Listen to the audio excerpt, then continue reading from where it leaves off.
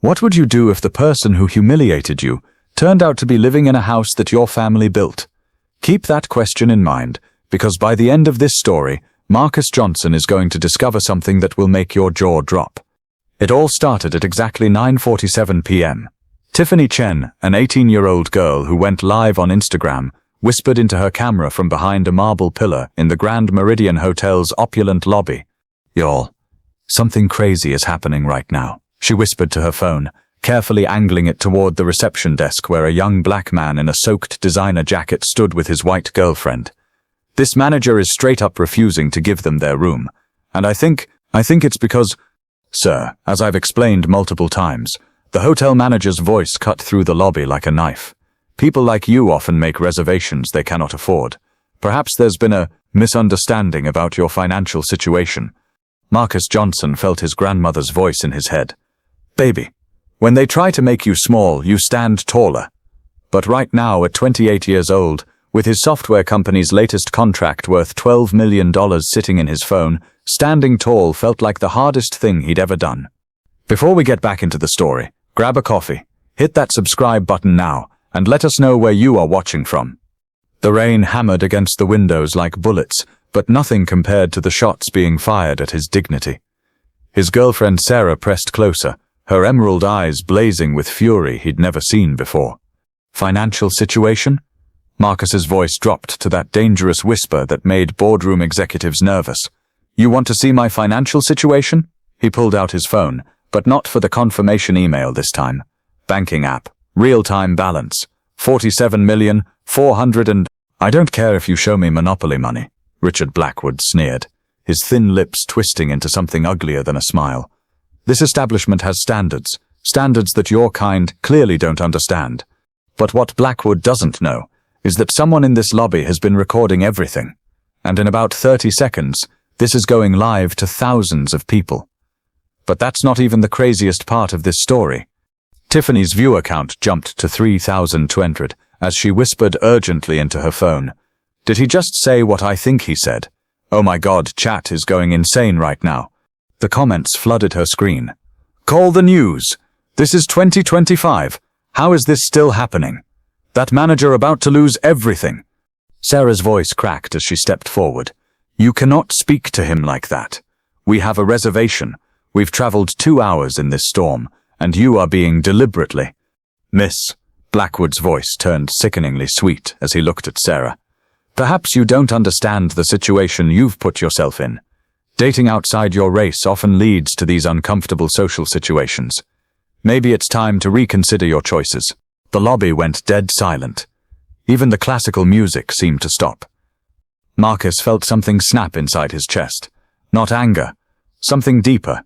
Something that connected him to every ancestor who had faced this same hatred and fought back anyway. His voice, when it came, was steady as steel. "What did you just say to her?" But before Blackwood could respond, something extraordinary happened. An elderly black woman, maybe 75, stood up from her chair near the fireplace. Her hands shook slightly as she gripped her cane, but her voice carried across the marble like a prayer made of iron. "I know that voice." Everyone turned. Marcus, Sarah, Blackwood. The growing crowd of onlookers and 4,800 livestream viewers all focused on this small woman making her way across the lobby. "Excuse me," Marcus said softly. The woman's eyes filled with tears as she got closer. "Sweet Jesus, you look just like him. Just like my James." Her voice broke. Are you related to James Johnson? Used to work construction around Detroit in the 70s? Marcus's world tilted. "Baby," the woman whispered, reaching out to touch his face. "I'm Dorothy Williams. I worked alongside your grandparents for 40 years. We built half this city together, including..." She turned to look at the hotel around them, her voice rising with each word, "including this hotel. The Grand Meridian was one of the first buildings your grandfather's company constructed."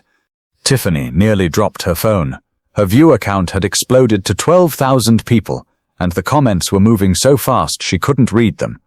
The hotel's revolving doors spun, bringing with them not just cold air but a woman whose presence made everyone, guests, staff, even security, straighten their spines instinctively. Elena Rodriguez didn't walk into that lobby. She commanded it. But there was something different about her tonight. something in her dark eyes that spoke of recent discoveries, of secrets finally coming to light. Dorothy. Elena's voice cracked with emotion as she saw the elderly woman. Dorothy, what are you doing here? Elena, baby. Dorothy's face transformed with joy. I was just telling this young man about his grandfather, James Johnson. You remember me talking about James? Elena stopped walking.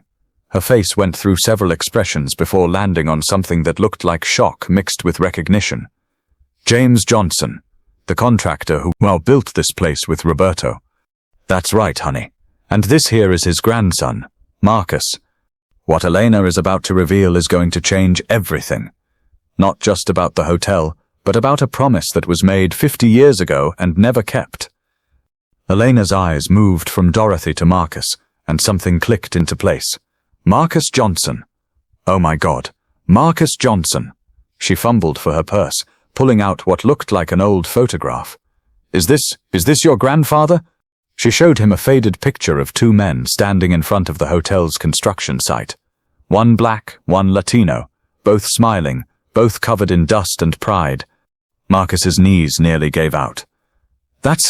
How do you have this? Because. Elena's voice carried across the entire lobby now, reaching every guest, every phone camera, every live stream viewer. The Latino man standing next to your grandfather is my father, Roberto Rodriguez. And 50 years ago, they made a promise. Blackwood, who had been watching this reunion with growing horror, tried to interrupt. Mrs. Rodriguez, perhaps we should discuss this privately. Shut up, Richard. Elena's voice exploded through the lobby like a gunshot. You want to know about standards? About who belongs in this hotel?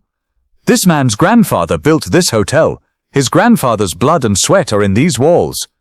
The live stream viewer count hit 18,000. Elena's hands were shaking as she continued. 50 years ago, my father and James Johnson made a deal. They were going to be partners in this hotel. But when it came time to sign the papers, her voice broke. James was told there had been complications, that the investors had concerns about having a black partner. But here's the part that's going to make you scream at your phone. Elena just discovered this truth 3 hours ago, and what she found in her father's papers is about to rock this entire city. My father never told me, Elena continued, tears streaming down her face. I found the original partnership documents in his safe 3 hours ago. James Johnson was supposed to own 50% of this hotel. Your grandfather, Marcus, should have been a millionaire, should have left you an empire. Dorothy was crying now, nodding through her tears. James never talked about it much. Just said sometimes the world wasn't ready for what God had planned. Marcus felt like the ground was shifting under his feet. His grandfather, the man who had worked construction until his hands bled, who had died in a small apartment with nothing but pride and dignity, should have been a hotel magnate. Mrs. Rodriguez, Blackwood tried again, his voice desperate. Surely this is all very touching. But what, Richard? Elena whirled on him with fury that made the entire lobby step back. But you just refused service to the rightful heir to this hotel? But you just discriminated against someone whose family built this place with their bare hands? She pulled out her phone, her fingers flying across the screen. Legal team, Elena Rodriguez, I need you here now, and call the board of directors. Emergency meeting, tonight. She paused, her eyes fixed on Marcus with something that looked like reverence. And draft partnership restoration documents. We have 50 years of injustice to correct. Tiffany's live stream had broken 25,000 viewers, and notifications were flooding in from major news outlets wanting to license her footage. Elena walked over to Marcus, took his hands in hers, and said words that would be replayed on news channels across the country. Marcus Johnson, on behalf of my family, I want to formally offer you your grandfather's rightful place as co-owner of the Grand Meridian Hotel. 50% ownership, effective immediately. The lobby erupted. Guests gasped, phones clicked, and somewhere in the crowd someone started clapping. But Elena wasn't done. She turned to face Richard Blackwood, who looked like he was about to faint, and her voice carried the weight of justice delayed but not denied. Richard, you have 30 seconds to apologize to Mr. Johnson and Ms. Mitchell. Not because I'm ordering you to, but because in about 5 minutes you're going to be unemployed, and this might be your last chance to show an ounce of human decency. The silence was deafening. Blackwood looked around the lobby, at the phones recording him, at the live stream he didn't even know about, at the faces of guests who had watched his cruelty unfold. His mouth opened and closed like a fish gasping for air. I, he stammered, sweat pouring down his face. That's what I thought, Elena said coldly. Security, please escort Mr. Blackwood from the premises. His employment is terminated effective immediately. As security moved toward Blackwood, as Tiffany's live stream went completely viral, as Dorothy hugged Marcus like the grandson she'd never had, and as Elena stood there holding 50-year-old documents that would rewrite history, none of them realized that this was just the beginning. The real investigation is about to start, and they would discover that James Johnson wasn't the only partner who had been cheated. They are about to uncover a network of discrimination that has stolen dreams from dozens of families. At the marble lobby, with rain still pounding the windows and justice finally being served, Marcus Johnson looked at his girlfriend, looked at Dorothy Williams, looked at Elena Rodriguez, and said, "Mrs. Rodriguez, I accept your offer. But first, I want to know exactly who else was involved in cheating my grandfather, because this isn't just about one hotel anymore. This is about making sure this never happens to anyone ever again."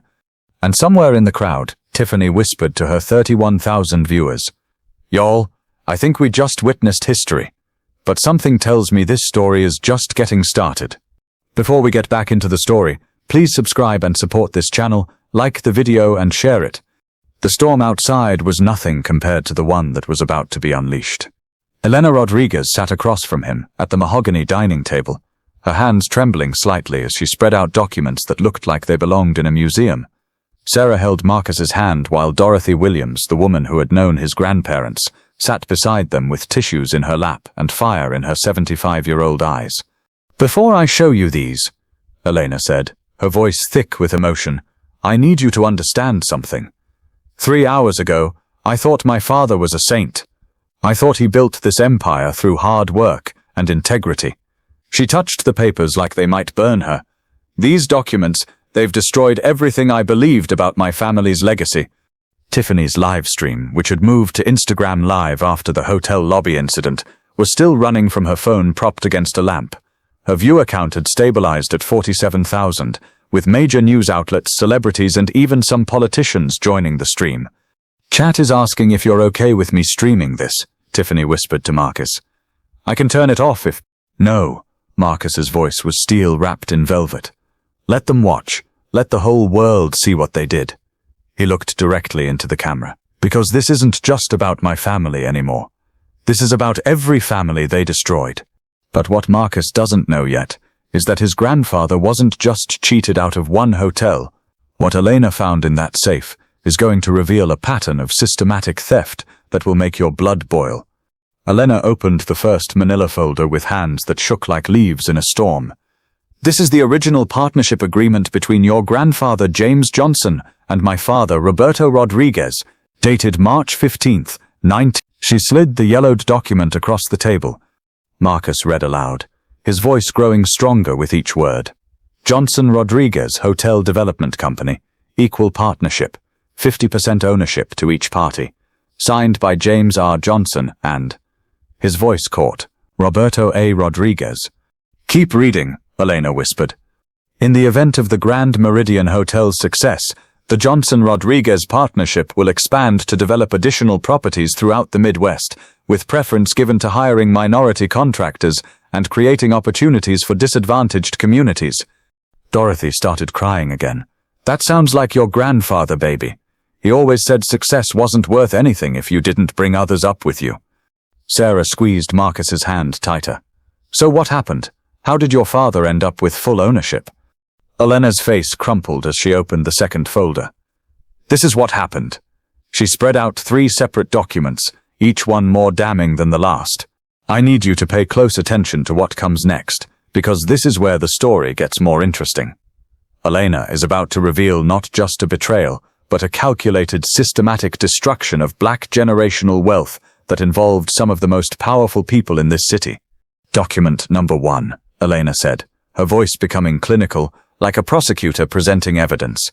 "A letter from Whitmore and Associates, the law firm representing the hotel investors, dated March 20th, 1974, 5 days after the partnership was signed. She read aloud, "Dear Mr. Rodriguez, we understand your desire to maintain your partnership with Mr. Johnson, but we must stress that our investors have serious concerns about the optics of having a Negro partner in such a high-profile venture. We strongly suggest reconsidering this arrangement before it becomes public knowledge." The live stream chat exploded with outrage, the comments moving so fast they became a blur of anger and disbelief. Document number 2, Elena continued, tears streaming down her face. My father's handwritten response, dated March 22nd.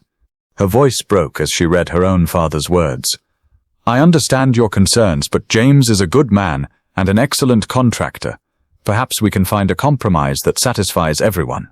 And document number 3, she whispered, the compromise that destroyed everything. She slid across a legal document that looked like it had been crafted in hell itself. A revised partnership agreement, dated April 1st, 1974. Your grandfather's signature is on page 1, agreeing to become a silent partner with a 5% equity stake instead of 50%. In exchange, he would receive a one-time payment of $50,000 and guaranteed contracts for future Rodriguez developments. Marcus stared at the signature.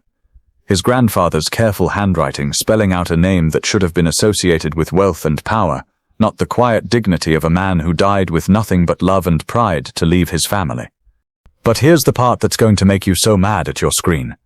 Elena just found out why her father made this deal, and when you hear what he was threatened with, you'll understand how deep this conspiracy really goes. "There's more," Elena said, opening a 4th folder with shaking hands. "I found this in a separate envelope, sealed and hidden behind other documents." She pulled out a photograph. Not the sweet construction site photo from earlier, but something darker. It showed James Johnson and Roberto Rodriguez standing outside a bank, both men looking defeated, surrounded by 3 white men in expensive suits. On the back, Elena whispered, "There's a note in my father's handwriting." She flipped it over and read, "They said if I didn't cut James out, they would destroy us both. They had photographs of us eating lunch together, of our families at the same picnic. They said in 1974, no one would do business with a Mexican who was too friendly with Negroes. They said they would make sure neither of us ever worked in this city again." The room fell into a silence so complete that the only sound was the soft ping of notifications from the live stream as the viewer count climbed past 60,000. Dorothy spoke first, her voice heavy with decades of understanding. "Your father was scared, baby. They made him choose between losing everything and losing James, and James," she looked at Marcus with eyes full of ancient pain, "James probably told him to take the deal. That's the kind of man your grandfather was. But Elena isn't done, because she didn't just find evidence of one betrayal, she found a whole filing cabinet full of them. And when she shows Marcus the names of the other families that were cheated, you're going to realize this goes way beyond a hotel partnership." Elena stood up and walked to a leather briefcase she'd brought into the suite. "Marcus, what I'm about to show you is why I called an emergency board meeting for tomorrow morning. Why I've been on the phone with lawyers for the past 2 hours. Why this isn't just about your family anymore."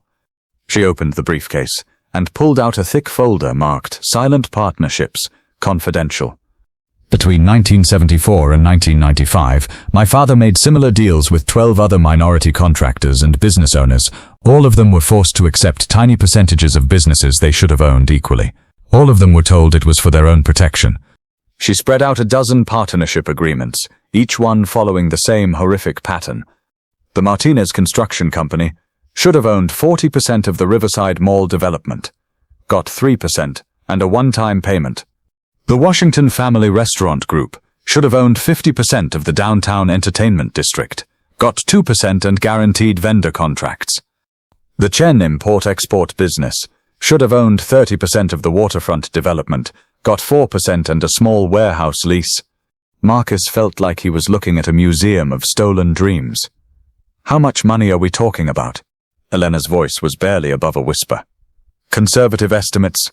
The families represented in these documents were cheated out of approximately $473 million in current value. And if that number doesn't make you gasp, wait until you hear who was behind all of this. Because Elena just found the smoking gun, and the name on it is someone who's still alive, still powerful, and still destroying minority businesses. Sarah leaned forward, studying the documents. Elena, who are Whitmore and Associates, the law firm that sent all these letters? Elena's face hardened into something that could cut glass. That's the question that's been keeping me awake. So I did some research. She pulled out her laptop and turned it toward them. Whitmore and Associates was founded in 1969 by Charles Whitmore Sr. It specialized in what they called urban development consulting. Basically, they helped white investors buy up property in minority neighborhoods and push out existing business owners. The screen showed a law firm website, with a prominent photo of an elderly white man with silver hair and cold eyes. Charles Whitmore Jr. currently runs the firm, Elena continued. And guess who's been the Rodriguez Hotel Group's primary legal counsel for the past 30 years? Guess who drafted every single contract that kept these families from reclaiming their partnerships? Marcus felt the room start to spin. You're telling me the same law firm that forced my grandfather out is still working for your company? It gets worse, Elena said, clicking to another tab. Whitmore and Associates currently represents the City Planning Commission. They've been involved in every major downtown development project for the past decade, and in every single case, minority-owned businesses have been mysteriously shut out of partnerships, denied permits, or forced to sell at below-market prices. Dorothy's voice cut through the tension like a prayer made of rage. Sweet Jesus, they're still doing it. After 50 years, they're still stealing from our babies. The live stream comments were moving so fast they looked like a digital riot. This is happening right now in 2025. Someone needs to investigate this immediately. How many families have they destroyed? This is bigger than just hotels. This is systematic. But here's where the story takes a turn that nobody saw coming. Because Elena didn't just discover this conspiracy, she's been unknowingly funding it. And when she realizes how deep her own complicity goes, she's going to make a decision that will either destroy her business empire or transform it into something revolutionary. Elena's phone buzzed with a text message. She glanced at it, and her face went white as paper. It's from my head of legal. Charles Whitmore Jr. is requesting an emergency meeting tomorrow morning. He says there are complications with the partnership restoration I ordered for you. Marcus stood up, and something in his posture shifted. The careful composure, the quiet dignity, it transformed into something harder, more dangerous. Let me guess. He's going to tell you that restoring my grandfather's partnership could expose the company to lawsuits from other silent partners, that it would be better to just give me a cash settlement and make this go away quietly. Elena stared at him. How did you? Because that's exactly what they did to my grandfather 50 years ago, Marcus said, his voice carrying the weight of generations. They made him think he was protecting your father. They made your father think he was protecting himself. They've been playing this same game for decades. He walked to the window, looking out at the city lights. But here's what they didn't count on. I'm not my grandfather. I don't have a family to protect from their threats, and I have something he never had. Sarah looked at him with a mixture of pride and concern. What's that? Marcus turned back to face them, and his smile was sharp as a blade. I have $47 million, a software company with connections to every major corporation in the Midwest, and absolutely nothing to lose. He walked back to the table and placed his hands flat on the documents that represented decades of theft. Elena, I want you to listen to me very carefully. Tomorrow, when Charles Whitmore Jr. walks into that boardroom, I want you to tell him that not only are we restoring my grandfather's partnership, but we're also going to track down every single family in these files. Elena's eyes widened. Marcus, I'm not finished, he continued, his voice building power with every word. We're going to offer them what should have been theirs, full partnerships, retroactive ownership, and compensation for 50 years of stolen profits.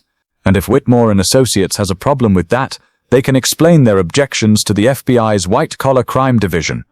Dorothy started laughing, not with humor, but with the fierce joy of someone who had lived long enough to see justice finally arrive. James would be so proud of you, baby, so damn proud. Elena stood up, pacing the room like a caged tiger. Do you understand what you're asking? This could bankrupt the company. This could destroy everything my father built. Marcus looked at her with eyes that had seen through 50 years of lies in a single night. Elena, everything your father built was already built on other people's stolen dreams. The question is, do you want to be part of the problem, or do you want to help me tear the whole corrupt system down? Elena's answer is going to shock everyone, including Marcus himself. Elena is about to make a decision that will either make her the most hated person in corporate America, or the hero who finally brought down one of the most corrupt systems ever created. The livestream viewer count hit 89,000 as Elena Rodriguez stood in the middle of that presidential suite, surrounded by evidence of her family's complicity in decades of systematic theft, facing a choice that would define not just her legacy, but the future of every minority business owner in the city. She looked at Marcus, at Dorothy, at Sarah, at the camera that was broadcasting their conversation to nearly 100,000 people around the world. And then she smiled. Not the polite smile of a corporate executive, but the fierce grin of a woman who had finally found her purpose. "Marcus Johnson," she said, her voice carrying the weight of destiny. "You just asked me to help you start a war, and you know what? I've been looking for a good fight my whole life." It's 9 a.m., exactly 12 hours after Marcus was refused service, and Charles Whitmore Jr. is about to walk into the most devastating meeting of his life. But here's what he doesn't know. He's not just facing Marcus and Elena anymore. Marcus stood at the head of the polished oak table, but he wasn't alone. Not even close. To his right sat Maria Martinez, 73, whose construction company should have built half of downtown. Her grandson Diego, now a successful architect, had his laptop open, live streaming to his 50,000 Instagram followers. To his left, Dr. Patricia Washington, whose restaurant empire should have spanned 3 states, dabbed her eyes with a tissue while her daughter, the city's youngest city council member, squeezed her hand. And at the far end of the table, David Chen, not the intimidated immigrant who'd been cheated in 1987, but federal prosecutor David Chen, senior attorney for the Department of Justice's Civil Rights Division. His presence in the room was like having a loaded weapon pointed directly at the door. But the person who made even Marcus do a double take was the woman in the corner, Oprah's former producer, Lisa Jackson, who had flown in from Chicago at 4 a.m. with a full documentary crew after seeing the story explode on social media. "This is bigger than just hotel discrimination," she had told Elena when she called. "This is generational theft on a massive scale, and America needs to see it." Elena Rodriguez sat at the opposite head of the table from Marcus, and the transformation in her was startling. Gone was the polished hotel executive. In her place sat a woman who looked like she was ready to burn down everything her family had built if that's what justice required. Dorothy Williams, the elderly woman who had recognized Marcus, sat beside Elena like a grandmother, watching her family finally get the respect they deserved.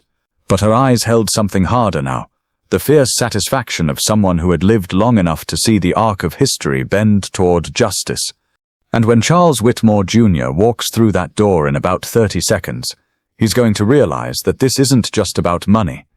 This is about 50 years of systematic destruction of the American dream for minority families, and every single person in this room has been personally affected by his firm's actions. At exactly 9:15 a.m., the conference room door opened. Charles Whitmore Jr. entered like a man who had never doubted his place in the world. At 62, he carried himself with the kind of confidence that came from decades of making problems disappear for wealthy clients. His silver hair was perfectly styled. His suit probably cost more than most people made in a month, and his smile was practiced and predatory. Behind him walked 2 younger attorneys, both carrying briefcases that undoubtedly contained contracts designed to make this misunderstanding go away quickly and quietly. He stopped dead when he saw the crowd. What is this?" His voice cracked slightly as he took in the faces around the table. Some he recognized from old files, some he'd hoped never to see again. Marcus stood slowly, his presence commanding the room. "Mr. Whitmore, thank you for coming. I don't think you've met everyone." His voice was steady, calm, and absolutely terrifying in its control. "This is Maria Martinez. Your firm convinced her to accept 3% ownership of what should have been her 40% stake in the Riverside Mall. That mall generates $12 million annually. She's been living on Social Security." Maria Martinez stood, her voice shaking but strong. "My husband died believing he failed as a businessman. Your lies killed his spirit before cancer killed his body." "This is Dr. Patricia Washington," Marcus continued, his voice building power. "Your firm forced her family out of the downtown entertainment district. Her 50% stake would be worth $87 million today. She's been working 2 jobs to pay off medical debt. Patricia Washington didn't stand. She just stared at Whitmore with the kind of hatred that could melt steel. You stole my children's futures. All 4 of my kids could have gone to college debt-free. Instead, they're still paying off student loans at 40. But wait until you see Whitmore's reaction when Marcus introduces the person he definitely didn't expect to be in this room. And this, Marcus said, his smile becoming sharp as a blade, is federal prosecutor David Chen. I believe you remember his father. David Chen stood, and something in his posture made it clear that this wasn't just professional. This was deeply personal. Mr. Whitmore, I've been investigating patterns of systematic discrimination in urban development for 3 years. Imagine my surprise when I discovered that every single case I've been building has one common thread: your firm. Whitmore's face went through several colors before settling on a sickly gray. David, we had no idea you were Mr. Chen's son. If we had known— Known what? David's voice cut through the air like ice. Known that the little boy whose family you destroyed would grow up to become a federal prosecutor? Known that someday your systematic theft of minority wealth would catch up with you? He opened his briefcase and pulled out a thick manila folder. I have warrants, Mr. Whitmore. Federal warrants to seize every file, every contract, and every communication your firm has had with city planners for the past 30 years. Mr. Whitmore looks really scared now, but Elena is about to drop the bomb that's going to end his career forever. Elena Rodriguez stood, her voice carrying the kind of authority that made hardened executives stop in their tracks. Charles, there's something else you should know. At 6 a.m. this morning, I terminated our company's contract with your firm. She pulled out her phone and showed him the screen. I also sent copies of all the documents we found to the FBI, the IRS, the State Attorney General's office, and the Civil Rights Division of the Department of Justice. The room fell silent except for the soft clicking of cameras and the distant sound of notifications from the live stream as the viewer count climbed past 1 million. Whitmore tried to regain his composure. Now, Elena, I understand you're upset, but we can work this out. There's no need for— Shut up. The voice that cut through his words didn't come from Marcus or Elena. It came from Dorothy Williams, all 75 years and 90 pounds of her, standing with a fury that made everyone in the room take a step back. You evil man, she said, her voice carrying the weight of decades of injustice. You sit there in your expensive suit, talking about working things out, like you didn't steal the dreams of every family in this room. Like you didn't destroy generations of children who could have been doctors and lawyers and business owners.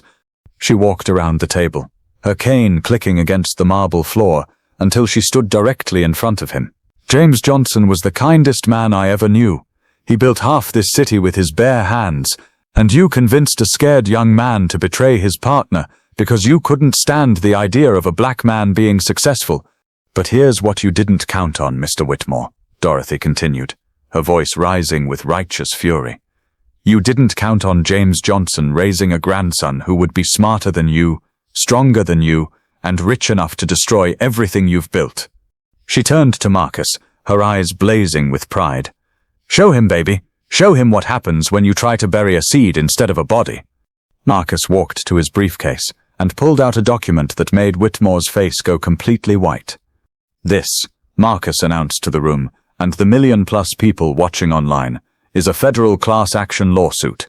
12 families, 50 years of systematic discrimination, $473 million in stolen wealth, plus punitive damages. He slid the document across the table. The case is being filed in 1 hour. The lead attorney is David Chen, representing the Civil Rights Division.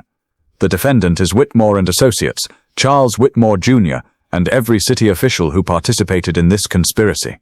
And the number that Marcus is about to reveal for punitive damages is going to make your jaw drop. Total damages we're seeking, Marcus continued, his voice carrying across the room like a judgment from heaven. $2.7 billion. The live stream exploded. Comments were flying so fast they looked like digital rain. Billions with a B. Yes, make them pay. Justice for all the families. This is history being made. Major news networks started breaking into their regular programming. Justice for James hit 5.2 million posts. Politicians started issuing statements. The story was trending in 12 countries. Whitmore finally found his voice, but it came out as a croak. "You can't. This will destroy. There are people involved in this that you don't understand. People with power that—" "People like who?" Elena interrupted, her voice dangerously quiet. And that's when Charles Whitmore Jr. made the biggest mistake of his life. "You don't know who you're really fighting," he snarled, his careful composure finally cracking completely. "This goes all the way to the top. The mayor, the governor, people in Washington, they've been protecting this system for decades. Oh my God, did he just confess to a federal conspiracy on a live stream being watched by over 1 million people?" David Chen was already on his phone. "This is Prosecutor Chen.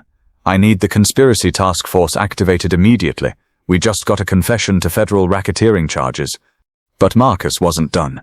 He walked around the table until he was standing directly in front of Whitmore, and his voice dropped to a whisper that somehow carried more menace than any shout. "Mr. Whitmore, let me explain something to you. My grandfather died believing he had failed. He died thinking he wasn't good enough, smart enough, worthy enough to be a successful businessman. He carried that shame to his grave." His voice began to rise, carrying 50 years of buried pain and righteous fury. "But you know what? He didn't fail. He was stolen from. His dreams weren't too small. They were taken. His legacy wasn't lost. It was buried by men like you who couldn't stand to see a black man succeed." Marcus leaned in closer, his words now carrying to every corner of the room and every device streaming this historic confrontation. "And now, Mr. Whitmore, you're going to pay for every dream you destroyed, every family you broke, every child who grew up poor because you stole their inheritance. But the most shocking part of this whole confrontation is about to happen. Because someone just walked into this boardroom who's going to reveal that this conspiracy goes even deeper than anyone imagined." The conference room door opened again, and everyone turned to see who else could possibly be part of this incredible morning. The man who entered was tall, distinguished, maybe 70 years old, with silver hair and a face that looked familiar but out of place. He moved with the careful dignity of someone who had carried secrets for too long. Elena gasped. Dorothy's hand flew to her mouth, and Marcus felt his world tilt on its axis again. "Hello, son," the man said quietly, his voice heavy with decades of regret. "I think it's time you learned the truth about why your grandfather really signed that document." Marcus stared at the man who had just called him son, a man he'd never seen before in his life, a man whose existence challenged everything he thought he knew about his family. Who is this man? And why he's been hiding for decades? The man was tall like Marcus, with the same strong jawline and intelligent eyes. "Who are you?"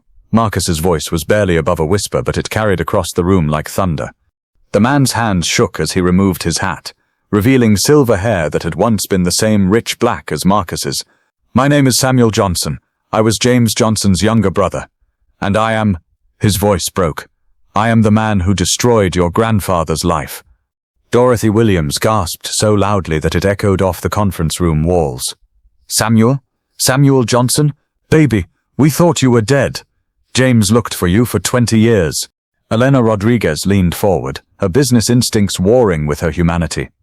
"Mr. Johnson, I think you need to explain exactly who you are and why you're here."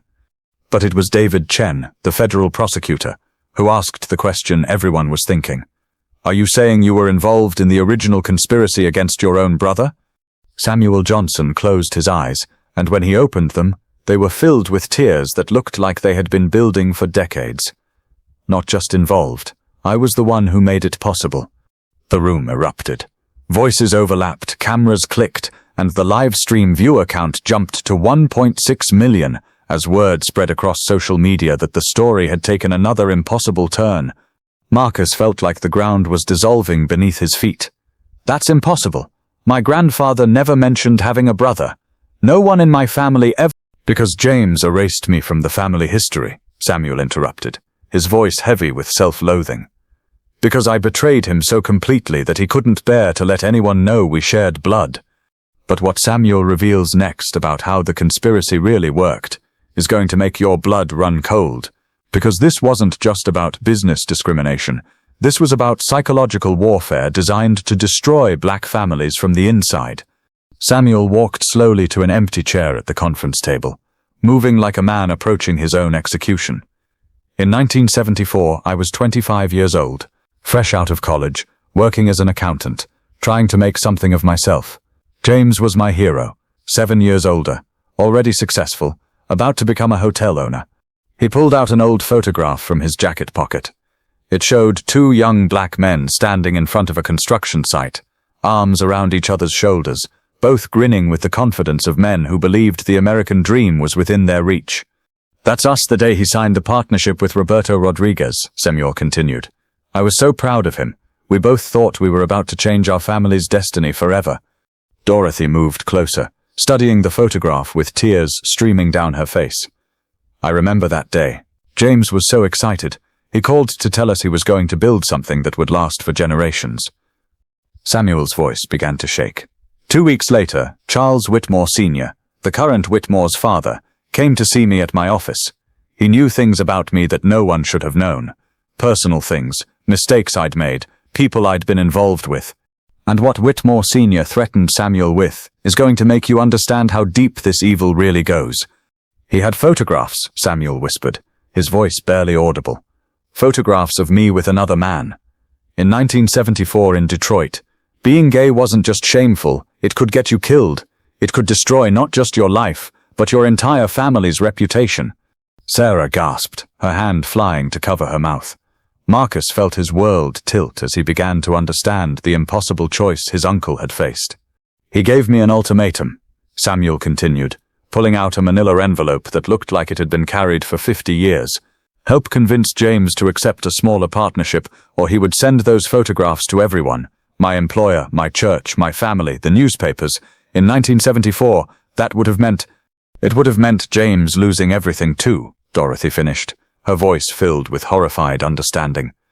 "Because back then, people would have assumed the whole family was they would have boycotted his business, refused to work with him." Samuel nodded, tears now flowing freely. "They didn't just threaten me. They threatened to destroy James by association. They said they would spread rumors that our whole family was unnatural, that no respectable person should do business with the Johnsons. But the most devastating part of this story is that Samuel didn't just help them cheat his brother. He's been carrying evidence of the entire conspiracy for 50 years. Marcus found his voice, though it came out cracked and raw. "So you convinced him to sign the new contract?" "Worse than that," Samuel said, opening the manila envelope with hands that shook like autumn leaves. "I told him it was the smart business move. I told him that Roberto was scared and maybe it would be better to start smaller and build trust.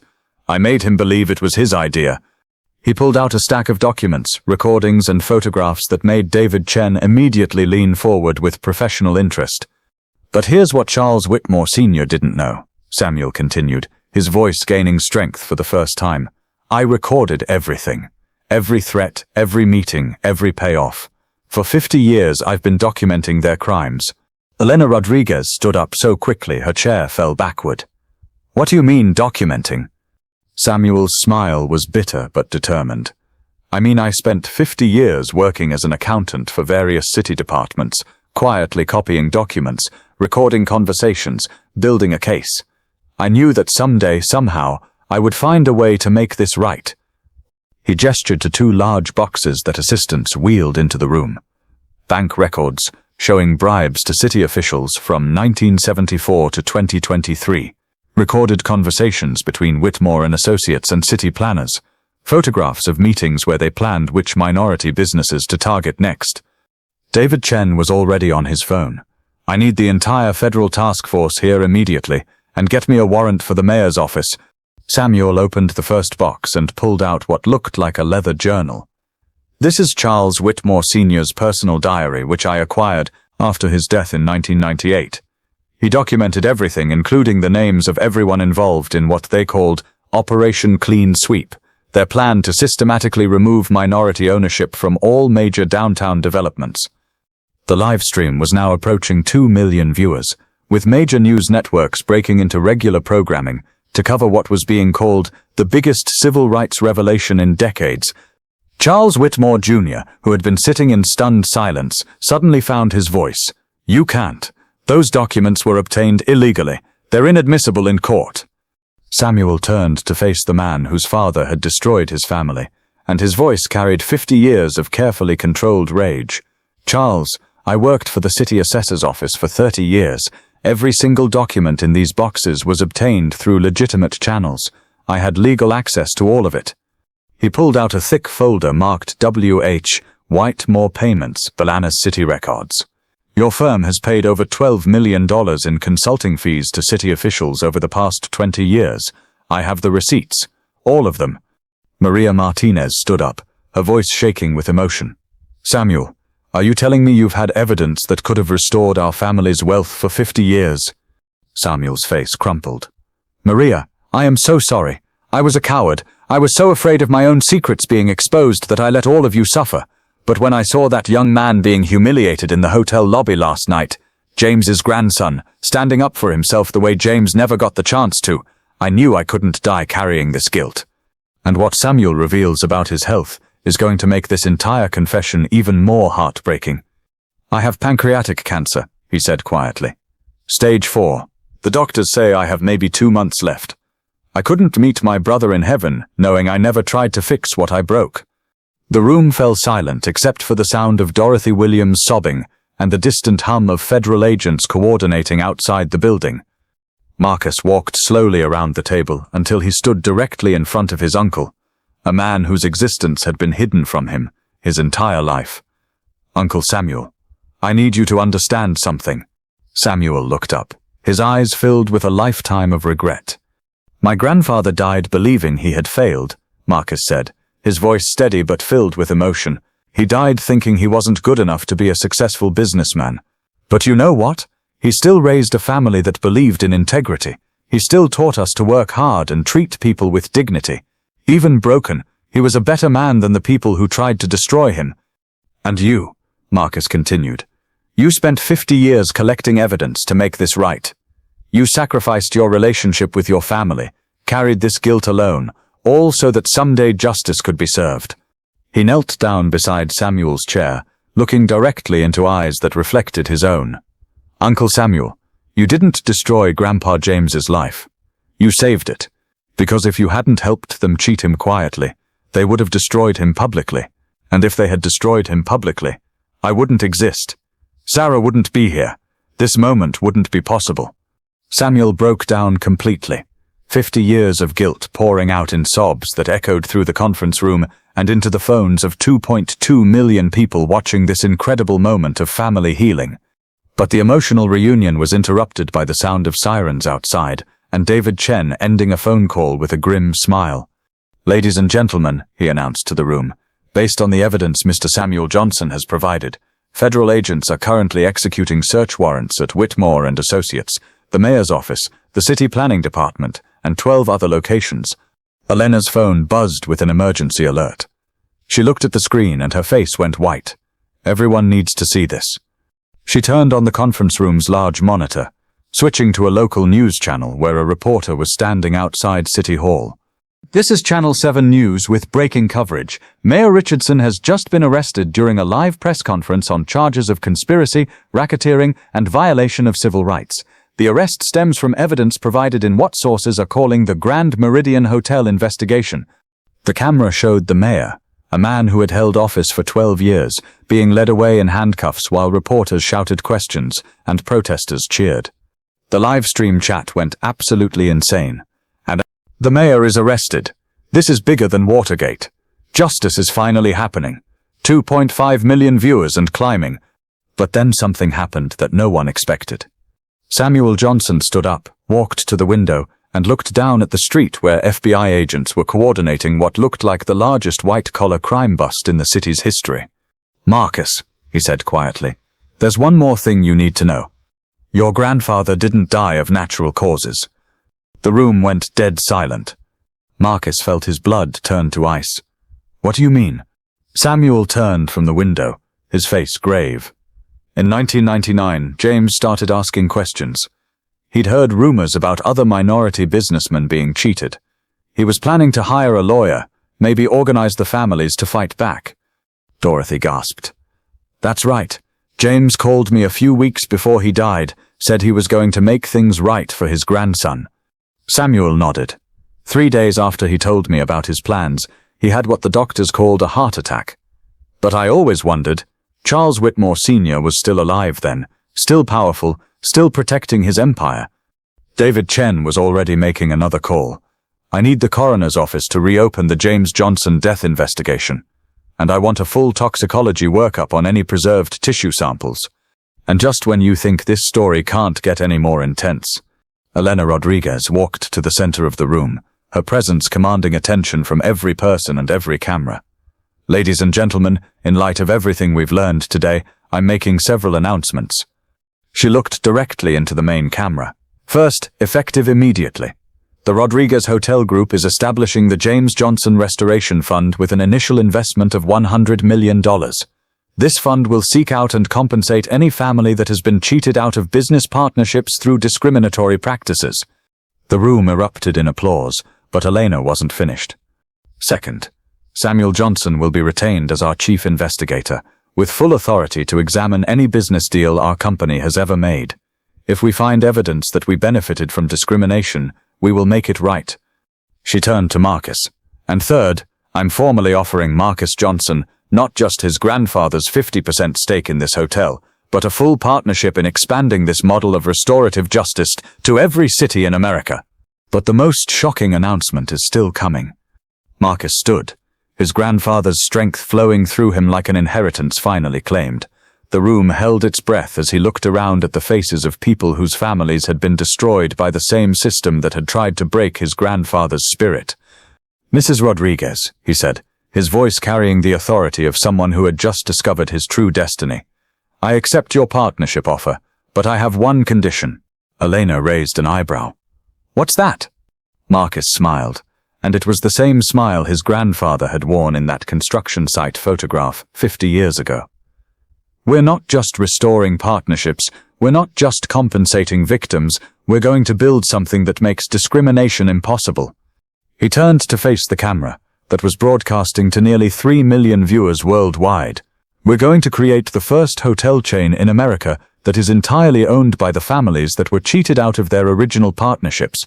Every hotel will bear the name of a family that was wronged. Every profit will go to communities that were destroyed by systematic discrimination. And, Marcus continued, his voice building to the kind of crescendo that changes history, we're going to call it the American Dream Restoration Project. Because for too long, the American dream has been available only to people who look a certain way, come from certain families, have certain connections. He gestured to the boxes of evidence, the federal agents coordinating outside, the families who had waited 50 years for justice. Today, we're not just getting revenge. We're not just getting compensation. We're taking back the American dream for everyone who was told they weren't worthy of it. But as the celebration built, as justice finally seemed within reach, Samuel Johnson collapsed. 6 months later, the CNN breaking news banner scrolled across every screen in America. W.H. Moore conspiracy trial, largest civil rights case in 50 years concludes with historic verdicts. But Marcus Johnson wasn't watching the news. He was standing in the lobby of what was now officially called the James Johnson Grand Meridian Hotel, watching his uncle Samuel miraculously recover after experimental cancer treatment funded by their newfound wealth. The same marble lobby where he'd been humiliated 6 months ago was now filled with the families who had been cheated, the federal agents who had brought justice, and hundreds of young Black and Latino business owners who were about to receive startup funding that would have been impossible before the American Dream Restoration Project. David Chen, now leading a federal task force of 47 agents, had discovered that the Whitmore conspiracy wasn't just about Detroit. It was a nationwide network that had systematically stolen an estimated $23 billion in wealth from minority families over 5 decades. The trial had lasted 4 months. Charles Whitmore Jr., 3 former mayors, 12 city officials, and 6 federal bureaucrats had been convicted on a combined 247 charges of conspiracy, racketeering, mail fraud, and civil rights violations. But the real victory wasn't in the courtroom. It was in what Marcus and Elena had built with the settlement money. The Rodriguez-Johnson partnership had become the fastest-growing hospitality company in America. But unlike traditional corporations focused on profit, every hotel in their chain was structured as a community trust. Local families who had been cheated out of historical partnerships became shareholders. Profits funded education, healthcare, and business development in underserved communities. Dorothy Williams, now 76 and officially appointed as the Foundation's Director of Historical Justice, walked across the lobby with the kind of confidence that comes from seeing wrongs finally made right. At her side was Maria Martinez, whose construction company now employed over 300 people and had contracts worth $45 million. Dr. Patricia Washington's family restaurant group had expanded to 12 locations across 3 states. Her children, who had struggled with student debt, were now partners in a business empire worth over $30 million. David Chen's father, who had spent 40 years believing he was a failed businessman, was now the chief contractor for the American Dream Restoration Project, overseeing the construction of community centers in cities where similar conspiracies had been uncovered. Each of the 12 families had been restored to the wealth they should have inherited. But more than that, they had become the foundation of a new model of American capitalism, one that lifted communities instead of exploiting them. And Sarah? Well, let me tell you what happened to the white woman who stood by her man when the world tried to tear him down. Sarah Mitchell had quit her marketing job to become the chief operating officer of the Marcus Johnson Foundation. Her background in communications had been crucial in managing the media attention and turning public outrage into systematic change. But her most important role was the one she was about to step into. Marcus walked to the center of the lobby, where a small stage had been set up. The same spot where he had been humiliated 6 months ago was about to become the site of the most watched proposal in history. 6 months ago, Marcus began, his voice carrying across the lobby. I walked into this hotel with the woman I love, and I was told I didn't belong here. He looked around at the faces, minors, black, white, Latino, Asian, all united by a shared commitment to justice and opportunity. Today, I stand in this same lobby as the co-owner of a hotel chain worth over $400 million. I stand here as the founder of a foundation that has restored wealth to 47 families across 8 states. I stand here as living proof that the American dream isn't dead. It was just being hoarded by people who didn't want to share it. The crowd erupted in applause, but Marcus held up his hand for silence. But none of that means anything without the woman who stood beside me that night, who faced down discrimination with me, who helped build this movement with me, who showed me that love isn't just about standing together in the good times, it's about fighting for justice together when the world tells you to stay quiet. He dropped to one knee, pulling out a ring that sparkled like justice made manifest. And what Sarah says when he proposes is going to make you ugly cry happy tears. Sarah Mitchell, Marcus said, his voice thick with emotion. You didn't just stand by me when I was refused service. You stood by me when I discovered my family's stolen legacy. You stood by me when I decided to fight back. You stood by me when we built something that changed the world. Sarah was crying now, her hands covering her mouth as she realized what was happening. Will you stand by me for the rest of our lives? Will you marry me in this lobby where we were told we didn't belong, surrounded by families whose dreams we helped restore? Sarah's voice broke as she answered. Marcus Johnson, I would marry you anywhere, but marrying you here, in this place where hate tried to win and love fought back, there's nowhere else I'd rather be. The lobby exploded with cheers, but the celebration was interrupted by an unexpected arrival. The revolving doors spun, and through them walked a delegation that made everyone stop and stare. 3 congresspeople, the governor of Michigan, and a woman whose presence made Marcus feel like he was seeing a ghost. It was Judge Constance Hamilton, the first black woman appointed to the Federal Appeals Court, and James Johnson's great-niece, a family connection that had been lost for decades until the national publicity had brought scattered family members back together. Marcus Johnson, Judge Hamilton said, her voice carrying the authority of someone who had spent decades fighting for justice within the system. On behalf of the federal government of the United States, I am here to present you with the Presidential Medal of Freedom for your role in exposing systematic civil rights violations and creating a new model for economic justice. But that's not even the most incredible honor Marcus is about to receive. The governor stepped forward with a proclamation that made the crowd fall silent. By the power vested in me by the state of Michigan, I hereby declare October 15th to be James Johnson Day, a day to remember that the American dream belongs to everyone, and to honor the families who never stopped fighting for what was rightfully theirs. But the most meaningful moment came when Dorothy Williams, representing all the families who had been cheated, presented Marcus with a framed photograph. It was the original picture of his grandfather and Roberto Rodriguez at the construction site. But Elena had commissioned an artist to paint what the photo should have shown: James Johnson and Roberto Rodriguez standing not as contractor and client, but as equal partners in front of a sign that read, Johnson Rodriguez Hotel Development Company. "Your grandfather's dream wasn't lost," Dorothy said, her voice carrying across the lobby like a benediction. "It was just delayed, and now, baby, it's finally come true." Marcus looked around the lobby at the faces of people whose lives had been transformed, at the cameras broadcasting their triumph to millions around the world, at the woman who was about to become his wife in the same place where they had been denied basic dignity. But then he noticed someone standing quietly by the elevators, someone who hadn't been there moments before. It was an elderly black man, maybe 90 years old, leaning on a walker but standing proud and tall. His eyes were familiar, and when he smiled, Marcus felt his heart stop. "Excuse me," Marcus called out, something in his chest telling him this moment was important. "Sir, are you here for the celebration?" The old man smiled, and his voice carried the same gentle strength that Marcus remembered from bedtime stories and life lessons. "I'm here for my great-grandson. My name is Thomas Johnson. James was my son." The lobby went completely silent as 4 generations of Johnson men stood together in the same space where systematic racism had tried to destroy their family's legacy. Thomas Johnson, 94 years old and sharp as steel, looked around the lobby with tears streaming down his face. "James told me before he died that someday his grandson would finish what we started. When he said the Johnson family wasn't built to stay down." He walked slowly toward Marcus, his voice getting stronger with each word. "Son, I am so proud of you. Not because you got rich, not because you got famous, but because you took our pain and turned it into purpose. You took our suffering and turned it into strength for other families.